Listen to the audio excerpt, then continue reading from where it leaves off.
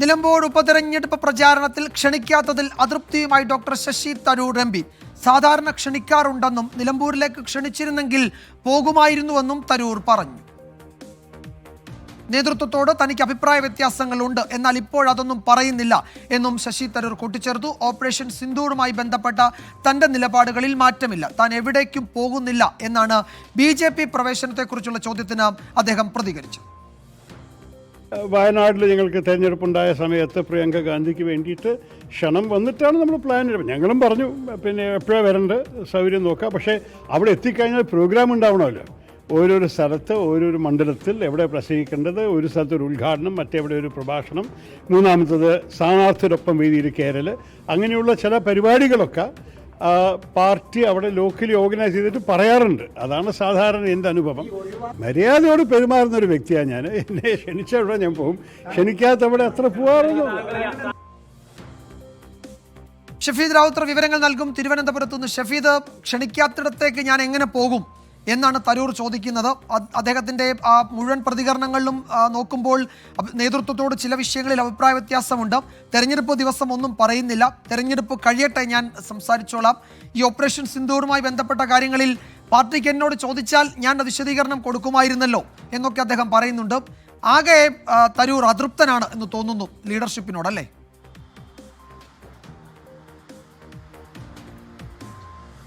വിജയകുമാർ, ഉറപ്പായിട്ടും കടുത്ത അതൃപ്തി അദ്ദേഹത്തിന്റെ വാക്കുകളിൽ പ്രകടമാണ്. പ്രത്യേകിച്ച് ഈ കോൺഗ്രസിനെ സംബന്ധിച്ച് നിലമ്പൂർ ഉപതെരഞ്ഞെടുപ്പ് വളരെ പ്രധാനപ്പെട്ടതായിരുന്നു. പ്രധാനപ്പെട്ട മുഴുവൻ നേതാക്കളും ക്യാമ്പ് ചെയ്ത് പ്രവർത്തിച്ച തെരഞ്ഞെടുപ്പ് ചിത്രത്തിൽ ശശി തരൂരിന്റെ അഭാവം കോൺഗ്രസ് പ്രവർത്തകർക്കിടയിൽ തന്നെ വലിയ ചർച്ചയായിരുന്നു. പക്ഷേ ഇപ്പോൾ അദ്ദേഹം ആ വിഷയത്തിൽ നിലപാട് വ്യക്തമാക്കുകയാണ്. അത് ഏതെങ്കിലും തരത്തിൽ തന്നെ ക്ഷണിച്ചില്ല എന്നുള്ളതാണ് അദ്ദേഹം പറയുന്നത്. അദ്ദേഹം വിദേശത്ത് നിന്ന് തിരിച്ച് കേരളത്തിലെത്തിയ ഘട്ടത്തിൽ പോലും ഒരു മെസ്സേജ് കൊണ്ടുപോലും തന്നോട് സംഘാടനത്തെക്കുറിച്ചോ അതല്ലെങ്കിൽ അവിടെ ഏതെങ്കിലും പരിപാടിയിൽ പങ്കെടുക്കുന്നതിനെക്കുറിച്ചോ അറിയിച്ചില്ല എന്ന് വ്യക്തമായി തന്നെ ശശി തരൂർ പറഞ്ഞു വെക്കുന്നുണ്ട്. കൂടാതെ ക്ഷണിച്ചിരുന്നെങ്കിൽ താൻ ഉറപ്പായും പോയേനെ എന്നുള്ള കാര്യം കൂടി അദ്ദേഹം വ്യക്തമാക്കുന്നുണ്ട്.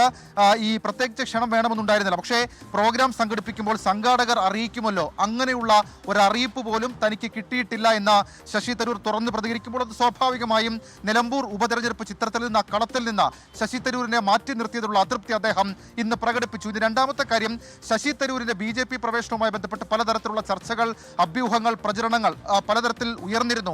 ആ വിഷയത്തിലും അദ്ദേഹത്തിന്റെ നിലപാട് വ്യക്തമാക്കുന്നുണ്ട്. നിലവിൽ ഇപ്പോൾ കേന്ദ്ര സർക്കാർ രാജ്യത്തിന്റെ താല്പര്യം സംരക്ഷിക്കാൻ രാജ്യത്തിന് വേണ്ടി ചില കാര്യങ്ങൾ തന്നെ ഉത്തരവാദിത്തമായി ഏൽപ്പിച്ചു. അത് താൻ ഒരു പൗരൻ നിലയിൽ ചെയ്തു തീർക്കും, അത് തന്റെ ഉത്തരവാദിത്തം തന്നെയാണെന്നുള്ള കാര്യം അദ്ദേഹം പറയുന്നുണ്ട്. പ്രധാനമന്ത്രിയുമായി കൂടിക്കാഴ്ച നടത്തിയത് ഔദ്യോഗിക കാര്യങ്ങൾ സംസാരിക്കാനാണ്. മറ്റ് ആഭ്യന്തര രാഷ്ട്രീയ വിഷയങ്ങളടക്കം ഒരു കാര്യങ്ങളും സംസാരിച്ചിട്ടില്ല. ഭാരതത്തിന്റെ വിഷയങ്ങൾ വരുമ്പോൾ ദേശീയ താല്പര്യത്തിനനുസരിച്ചാണ് നിൽക്കുന്നത്.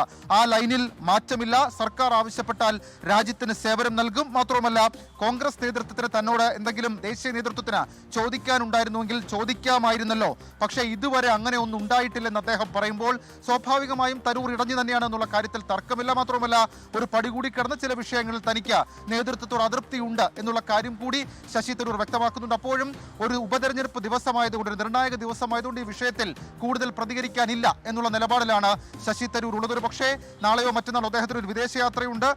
അദ്ദേഹത്തിന്റെ കൂടുതൽ പ്രതികരണം ഈ വിഷയത്തിൽ ഉണ്ടാകും. ഒരു തരത്തിൽ ഒരു ഘട്ടത്തിൽ നമുക്കൊരു കാര്യം വിലയിരുത്താൻ കഴിയുന്നത് ശശി തരൂർ നേതൃത്വവുമായി ഇടഞ്ഞു തന്നെ നിൽക്കുകയാണ്. ആ വിഷയത്തിൽ അല്ലെങ്കിൽ അതിന് ഏതെങ്കിലും തരത്തിലൊരു അനുനയം ഉണ്ടായിട്ടില്ല. വിജയകുമാർ, തരൂരിനോട് മാധ്യമപ്രവർത്തകർ എന്ന് ചോദിച്ചു. BJPയിലേക്ക് പോകുമെന്ന് പ്രചാരണങ്ങൾ ഉണ്ടല്ലോ, അതിന് അദ്ദേഹം നൽകിയ മറുപടി ഇതാണ്: ഞാൻ എവിടേക്കും പോകുന്നില്ല, കോൺഗ്രസ് പാർട്ടിയിൽ അംഗമാണ്, ഒരു ചുമതല ഏറ്റെടുത്താൽ ആത്മാർത്ഥതയോടെ പ്രവർത്തിക്കും.